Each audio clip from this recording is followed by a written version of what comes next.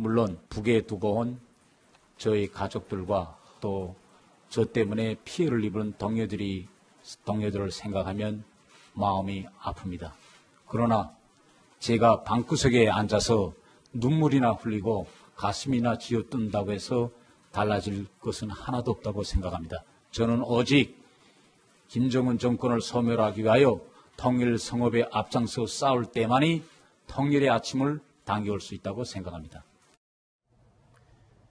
북한에 두고 온 가족들을 생각하면 마음이 아프지만 북한의 실상을 알리기 위해서 남한에 왔다는 태영호 전 공사, 그런 그 태영호 전 공사에게 기적 같은 일이 일어난 겁니다. 어떤 일이 태영호 전 공사에게 벌어졌는지 조금 전에 제가 말씀을 드렸죠. 이산 가족을 만났고 그 현장을 조동주 기자가 단독 취재를 했었죠. 마치 영화의 한 장면처럼 그 만남이 이루어졌다고요?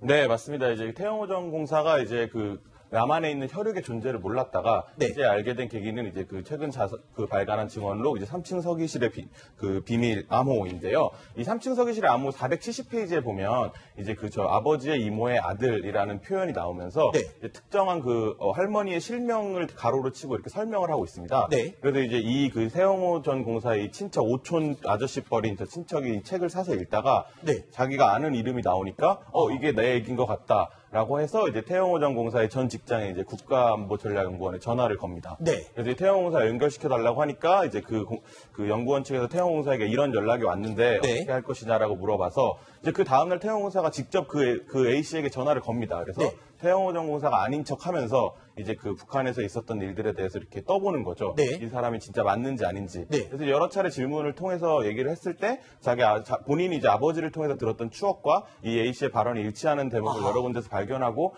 이 사람이 맞구나라고 확신을 해서 이제 어제 만났습니다. 네.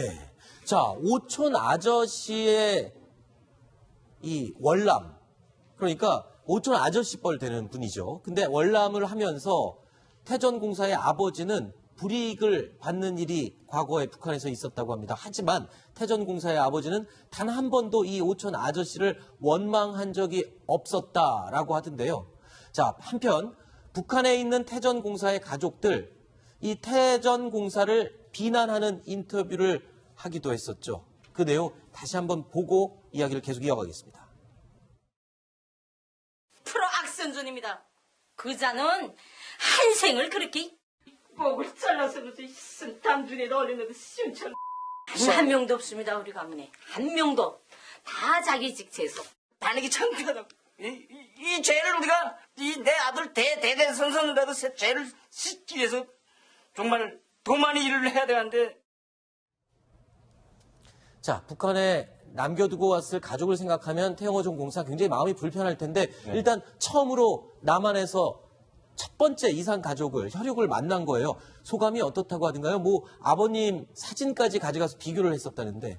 예, 그게 처음에 이제 어제 오후 5시 30분경에 이제 만났는데요. 네. 이제 처음에 이제 오촌 아저씨 뻘된 A씨를 만나자마자 이제 바로 와라 끌어안으면서 눈물을 흘리면서 만남을 시작했습니다. 이제 그리고 한참 동안 끌어안고 울고 있다가 이제 손을 잡고 집 안으로 들어가서 이제 북한에서는 이제 그런 오촌 아저씨 뻘이면 큰아버지라고 부른다 하면서 이제 큰아버지라고 하면서 이제 큰 절을 올리고 네. 이제 북한에서의 가족들에 대한 이야기들을 나눴는데요. 사실 이제 태영호 전 공사가 이제 한국으로 넘어올 때 이제 워낙 경황이 없어서 그런지 가족 사진을 한 장도 못 갖고 왔거든요. 네. 그래서 아버지나 이제 어머니나 이런 사진들이 하나도 없었는데 이제 이 친척인 A 씨가 이제 본인이 본인이 사진첩에 갖고 있던 사진을 보여주니까 태영호 전 공사가 그걸 한참 들여다보더니 바로 화면에 보시는 저 사진을 보고 네.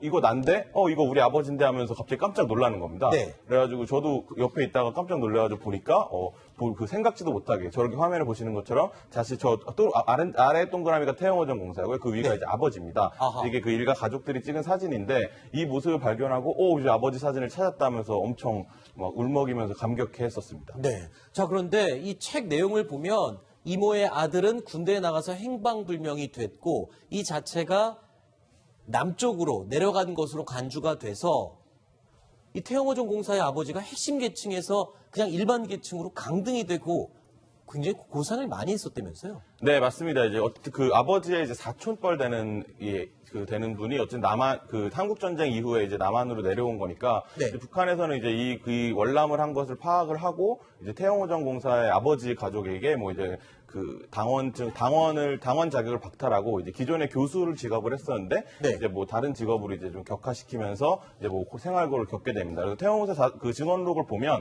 이제 그 아버지가 이제 결국 평양에 가서 이제 건설 노동자로서 직접 몇 달 일하겠다고 한 다음에 그 다음에서야 이제 그 당원을 자격을 다시 회복할 수 있었다고 회고한 내용이 있습니다. 바로 그 장본인이 어제 만났던 네. 그 5천 아저씨뻘 되는 그분이었던 거잖아요. 네, 맞습니다. 태영호종 네. 공사 아버지가 네. 고위계층의 핵심 계층에서 기본계층으로 떨어졌던 이유를 제공했던 바로 그 인물을 어제 만난 거였잖아요. 네, 그렇죠. 그래서 혹시 그래도 뭐 상식적으로 말하면 조금 원망스러울 수도 있을 법도 한데, 네. 이제 뭐 태전공사에게 물어봤습니다. 그래서 어떤 심정이냐고 본인께 여쭤보니까, 아버지는 항상 그 오촌 아저씨 얘기를 하면서 통일이 되면 꼭 만나고 싶다고 너무너무 그리워했다. 근데 아버지는 결국 끝내 뭐 만나지 못했지만 뭐 이제 본인이 아들인 내가 만나서 이제 너무너무 기쁘고 이제 그런 아버지는 평생 그런 그 A씨에 대한 원망을 전혀 하지 않고 살아왔다는 네. 거를 꼭 말해달라고 부탁을 했었습니다. 네.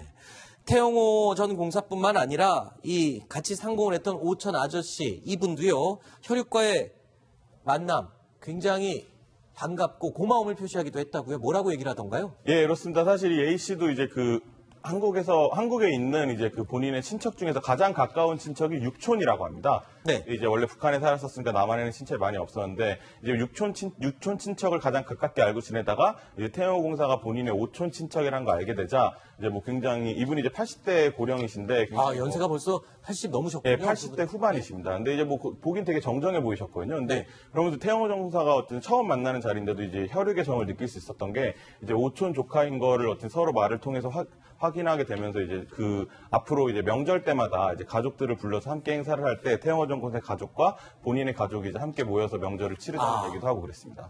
자, 어제 1시간 반 정도 만남이 이어졌다고 알려져 있는데 예. 그냥 개인적인 질문인데 저 화면에 나오는 저 아파트는 예. 어디입니까? 누구의 집입니까? 말하면 안 됩니까? 저 아파트 위치는 뭐 저희 말하기가 그러니까 누구의 좀 곤란하고요. 집인지만- 저 아파트는 저 친척의 집입니다. 친척의 집이군요. 예. 알겠습니다. 얼마 전에 태전공사가 이 아파트를 분양받아서 살고 있다라고 해서 혹시 거긴가 해서 여쭤봤고요. 아닙니다. 자, 그런데 한 가지. 이 태영호 전 공사가 출간한 첫 번째 자서전 이 책이 베스트셀러가 되기도 했지만 또 한편으로는 굉장히 태전 공사 입장에서는 굉장히 과감하고 비난을 무릅쓰고 또 출간을 한 거잖아요. 근데 이 책 덕분에 이 혈육을 상봉할 수 있어서 참 다행이고 위로가 될 것 같아요. 네, 그렇지만 그 태종공사가 네. 일종의 본인이 본 어떤 북한 사회의 참상이나 진실 그리고 인권 문제를 고발하는 이런 책을 냈고요. 또 태종공사의 어떤 그 영국에서 외교관 생활을 했다는 이런 부분도 작용을 해서 많은 그 독자들이 궁금증이 또 그렇죠. 생겨서 그런 책을 봤습니다. 그러나 이런 책의 어떤 내용으로 인해서 북한 쪽에서 강하게 반발을 했고 그래서 뭐 여권에서는 네. 현재 남북 평화 분위기에 찬물을 끼얹었다 이런 식으로 이제 태전공사를 비난하고 네. 그래서 이런 문제 때문에 이제 국가안보전략연구원에서 이제 나오게 되는데 이것이 본인은 또 이제 예. 그 왕성한 활동을 하기 위해서 나왔다고 본인이 또 명확하게 밝혔기 때문에 그렇지만 또 그 부분에서 의심을 예, 가진 예. 사람도 있으니까요. 알겠습니다. 아무튼 간에 좀 앞으로도 태전공사가 적어도 우리 한국 땅에서 표현의 자유, 본인의 표현의 자유가 위축되는 그런 네. 일은 없었으면 좋겠습니다. 네. 한 가지 좀 첨언을 하자면 한국 땅에서 표현의 자유를 당연히 보장받아야 될 엄연한 대한민국 국민이죠. 태전공사도. 예, 그 부분을 다시 한번 강조했습니다.